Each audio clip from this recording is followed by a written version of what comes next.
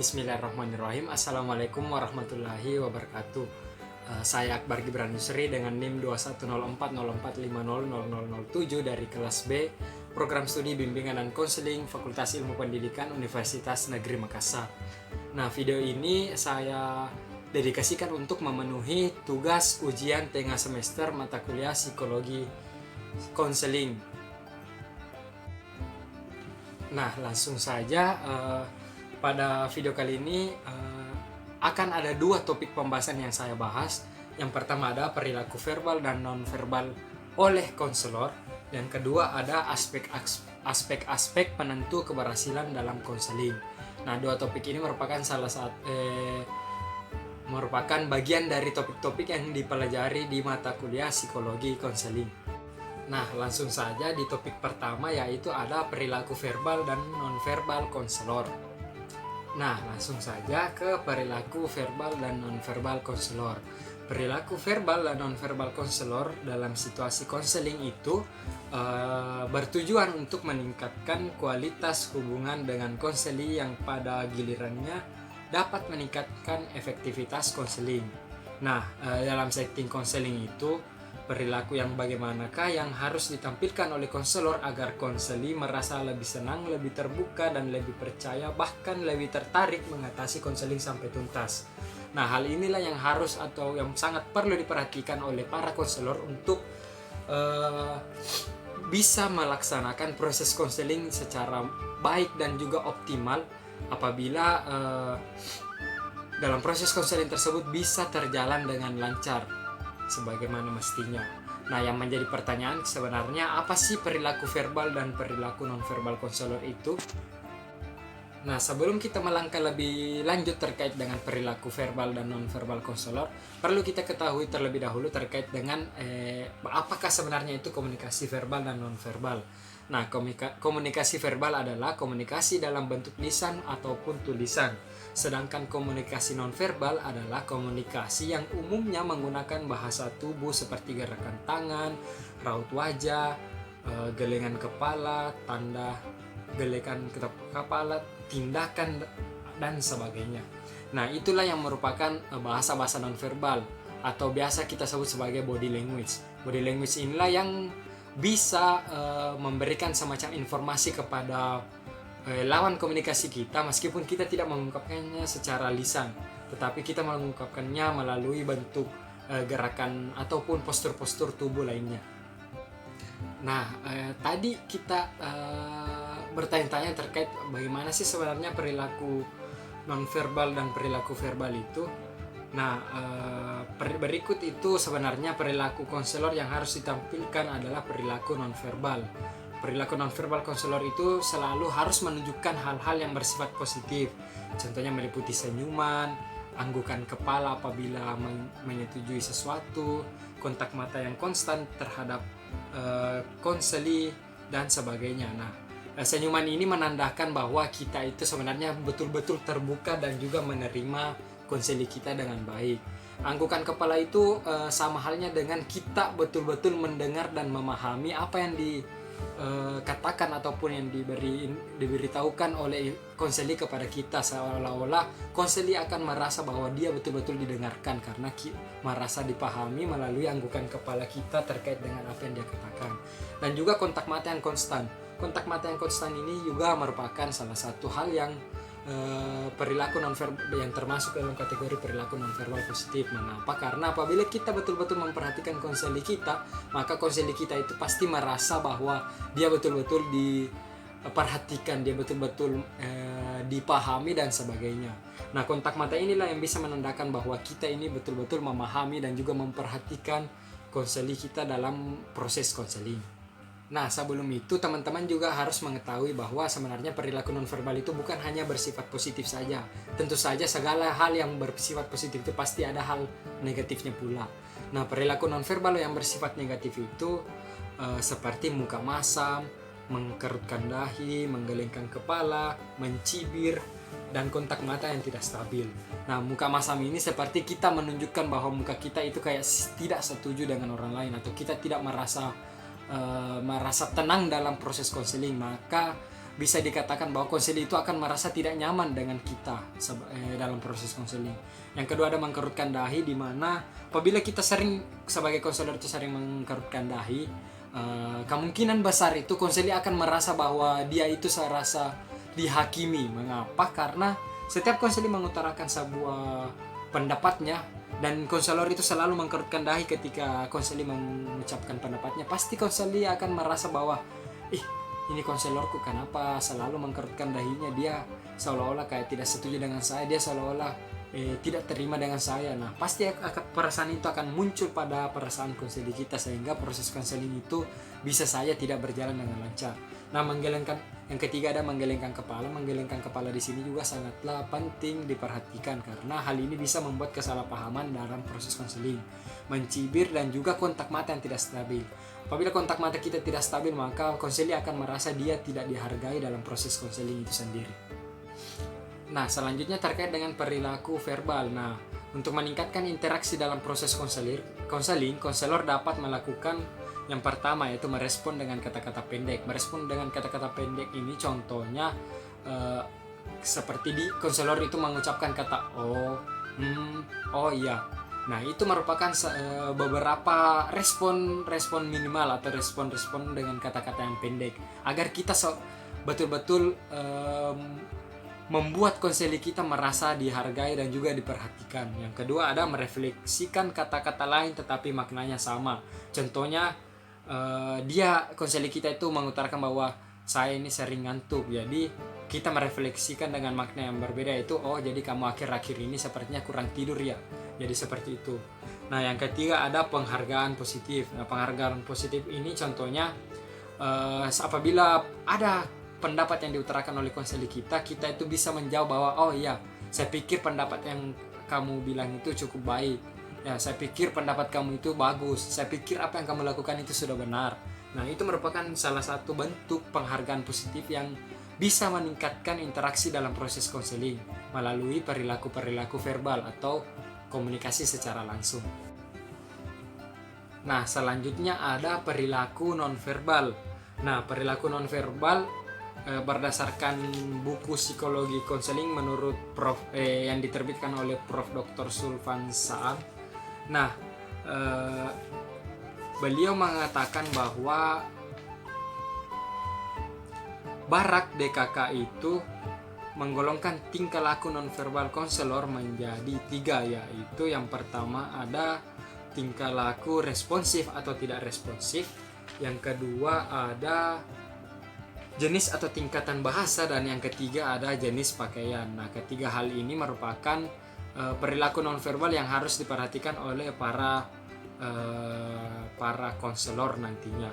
Nah, tingkah laku responsif atau tidak responsif itu contohnya apabila perilaku responsif seperti wajah ekspresif, senyuman dan sebagainya, sedangkan tidak responsif itu seperti konselornya tidak senyum, konselornya tidak berekspresif dan sebagainya.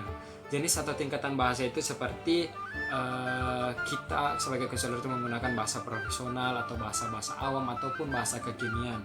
Sedangkan jenis pakaian itu ya kembali lagi kita itu sebagai konselor harus menggunakan pakaian formal, pakaian yang memang dinilai bahwa pakaian ini adalah sepantasnya untuk kita gunakan, pakaian sopan dan rapi, agar konseling kita merasa bahwa konselor saya ini memanglah orang yang layak untuk melakukan proses konseling terhadap saya.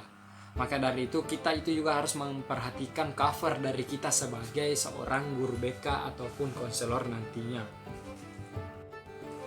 Nah, perlu teman-teman ketahui sebelumnya salah satu variabel konselor yang perlu muncul dalam situasi konseling adalah keterbukaan diri. Keterbukaan diri konselor pada permulaan konseling dapat meningkatkan persepsi konseling pada mengenai kondisi yang memudahkan terjadinya kehangatan, empati, dan ketulusan dalam proses konseling.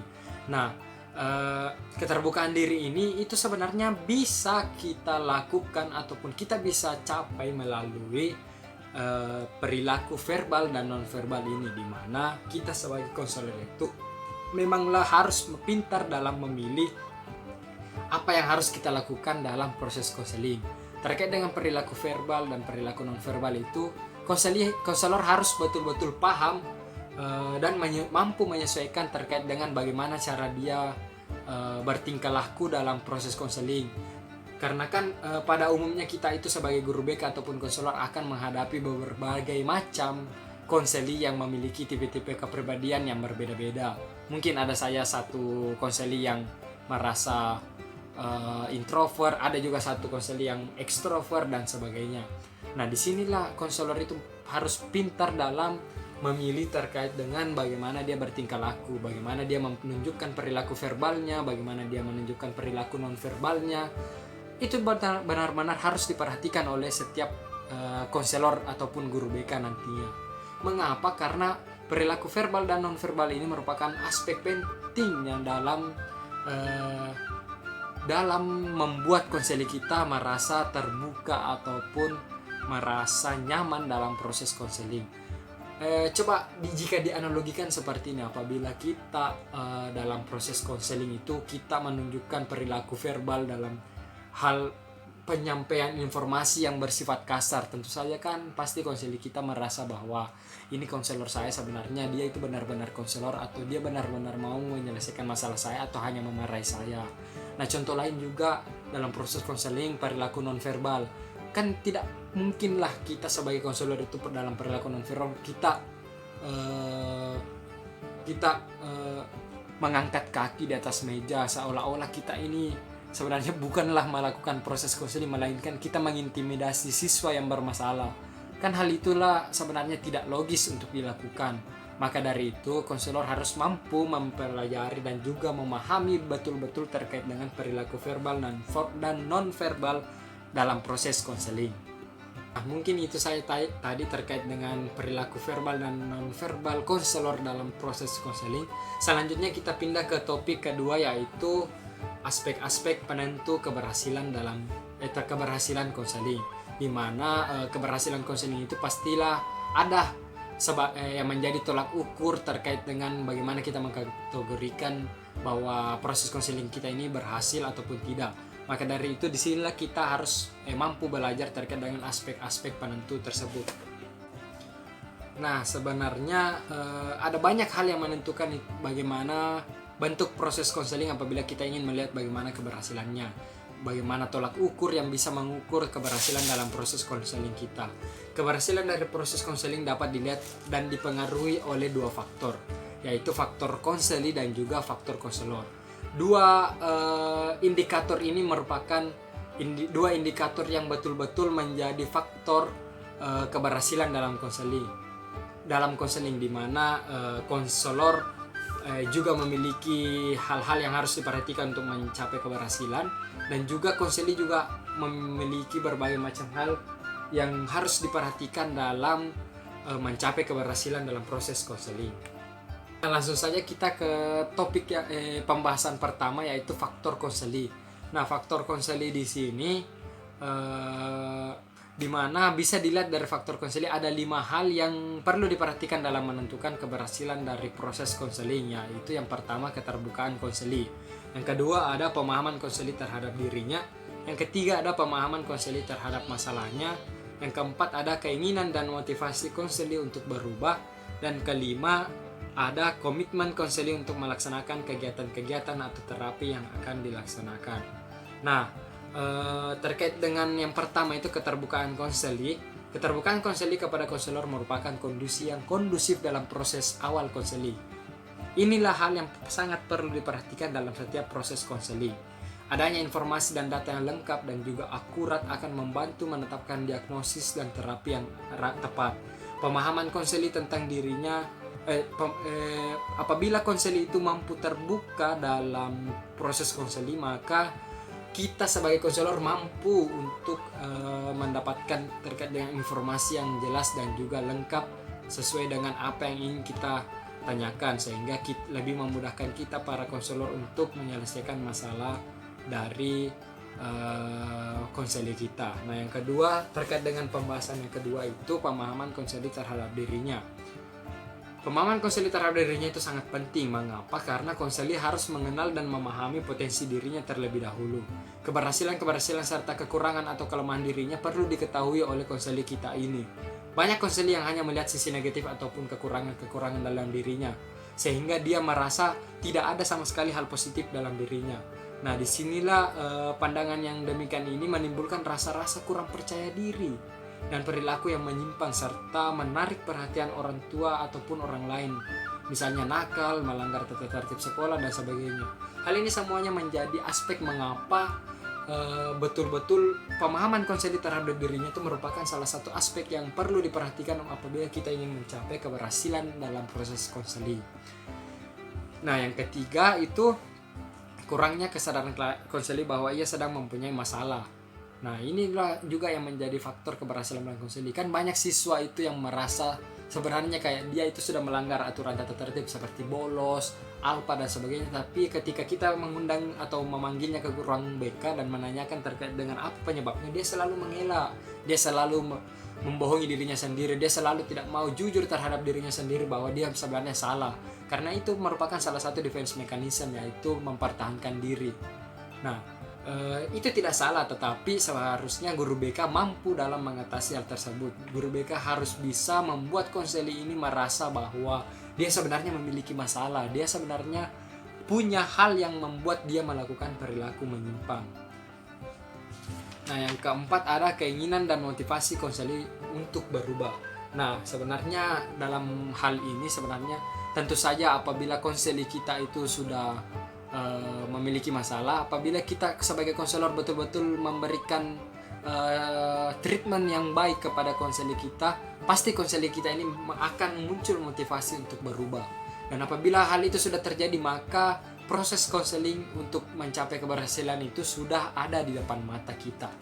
Nah, yang kelima ada komitmen konseling untuk melaksanakan kegiatan-kegiatan atau terapi yang akan dilaksanakan. Nah, dalam hal ini apabila kan banyak siswa yang apabila kita memanggil di ruang BK, kita memberitahukan bahwa sebenarnya masalah kamu begini, sebaiknya kamu seperti ini, tetapi tidak memaksakan. Kita hanya menyarankan kepada konseling untuk melakukan hal ini.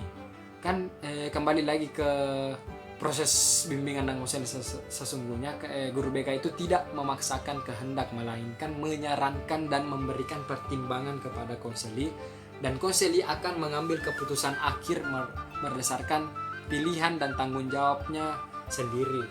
Maka dari itu apabila konselor mampu dalam melaksanakan kegiatan kepada konseli-konseli ataupun konseli ini bisa mengikuti berbagai macam terapi yang diberikan oleh konselor, maka bisa dikatakan keberhasilan dalam konseling itu akan ada di depan mata kita.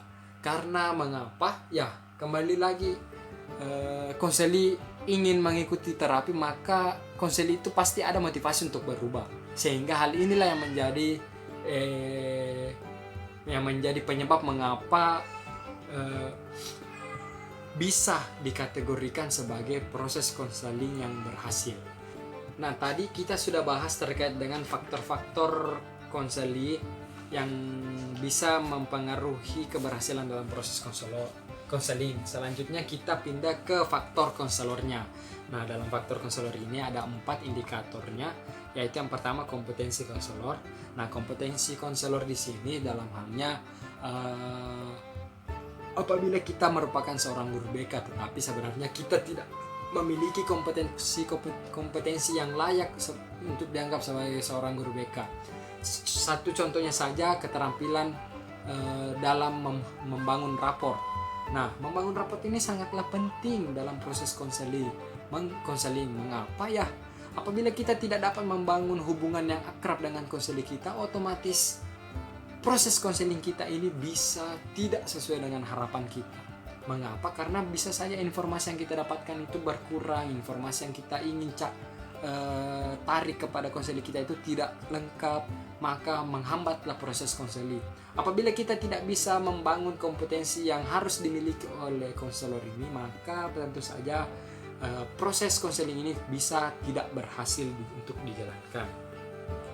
Nah, yang kedua ada pandangan konseli terhadap konselor. Nah, terkait dengan hal ini, konselor itu harus mampu harus mampu menjadi modeling kepada konselingnya. Mengapa? Karena ya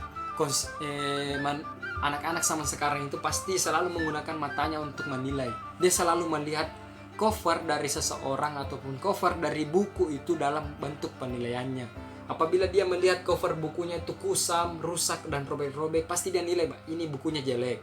Begitu pula dengan guru BK.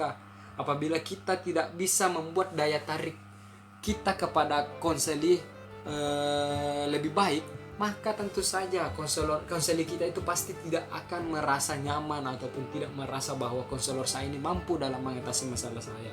Maka dari itu apabila konselor mampu menunjukkan daya tariknya kepada konseling, maka bisa dikatakan insya Allah proses konseling ini akan berjalan dengan baik dan lancar tentunya. Yang ketiga ada pandangan konseling terhadap keahlian konselor ya. Kembali lagi terkait dengan pandangan ya, pasti adalah penilaian dari setiap orang masing-masing terhadap suatu individu. Saya menilai teman saya, pasti ada hal yang membedakan penilaian saya terhadap penilaian orang lain. Begitu pula dengan proses konseling di mana pandangan konseling tentang keahlian yang dimiliki oleh konselor itu pasti berbeda-beda. Tentu saja kalau konseling kita hanya duduk bicara terus-menerus tanpa memberikan pendapat ataupun pertimbangan, pasti dalam penilaian kita terkait dengan konselor ini bahwa kenapa kayak ini konselorku kayak begini terus, ceramah terus. Nah, hal inilah yang perlu dipangkas ataupun diubah oleh para guru BK zaman sekarang supaya proses konseling itu bisa berjalan dengan lancar. Nah, hal ini kita sebagai guru BK itu harus menunjukkan keahlian kita sebagai seorang guru BK ataupun konselor pada konseling kita. Kita itu tidak boleh selalu tidak menunjukkan keahlian kita. Kita itu bukan dalam hal kita harus mencapai superior, bukan. Tetapi kita itu harus menunjukkan kompetensi yang sebenarnya sebagai seorang guru BK atau konselor. Apabila kita bisa melakukan hal ini, maka konseli bisa berpandangan ataupun melihat kita sebagai konselor yang sebenarnya, sehingga dia lebih segan dan juga lebih menyukai proses konseling kita saat itu. Nah, yang keempat ada kepercayaan konseli pada konselor. Nah, berbicara terkait dengan percaya, tentu saja kita kembali lagi apabila ada orang yang tidak percaya dengan kita, pasti tentu saja kita tidak mau menjalin sebuah komunikasi yang lama dengan orang tersebut. Sama halnya dengan proses konseling, apabila kita tidak percaya pada konselor, pasti konseling kita ini selalu diam, selalu memberikan jawaban tertutup, tidak memberikan jawaban terbuka yang memberikan informasi yang jelas kepada konselor. Maka dari itu konselor di sini harus bisa membangun kepercayaan, harus bisa membangun raport yang baik kepada konselingnya, harus bisa membangun hubungan yang baik kepada konselingnya agar konseling ini bisa percaya. Dan lagi konselor itu harus menjunjung tinggi yang namanya asas kerahasiaan. Mengapa? Karena asas kerahasiaan ini merupakan asas yang sangat penting dalam proses bimbingan dan konseling. Apabila kita melanggar asas kerahasiaan ini, Pak, bagaimana cara kita bisa dipercaya oleh konseling kita? Konseling kita sudah menjelaskan terkait dengan masalah pribadinya, masalah yang dialaminya, terus kita membocorkan masalah ini kepada orang-orang luar, kepada orang lain. Di mana letak asas kerahasiaannya? Letak asas kerahasiaannya bisa hilang apabila kita melakukan hal tersebut, sehingga hal tersebut dapat memicu konseling kita tidak percaya lagi kepada guru BK, sehingga dia tidak akan menceritakan masalah ataupun apa yang dialaminya saat itu. Maka dari itu saya mengingatkan kepada teman-teman sekalian yang insya Allah nantinya akan menjadi seorang guru BK dan konselor, junjung tinggilah yang namanya asas kerahasiaan. Asas kerahasiaan ini merupakan asas yang sangat penting dalam proses bimbingan dan konseling agar kita bisa selalu dipercaya oleh konseling kita dalam proses konseling. Nah, mungkin itu saja terkait dengan topik-topik pembahasan yang saya bahas pada video kali ini. Apabila ada kekurangan ataupun kesalahan yang saya ucapkan itu berasal dari saya, dan apabila ada kelebihan dari video kali ini itu merupakan hasil dari Tuhan Yang Maha Esa, karena yang sempurna itu hanya dimiliki Allah Subhanahu wa taala. Lebih dan kurangnya mohon dimaafkan. Semoga apa yang saya sampaikan bisa bermanfaat bagi teman-teman sekalian. Wabillahi taufik wal hidayah. Wassalamualaikum warahmatullahi wabarakatuh. Terima kasih banyak.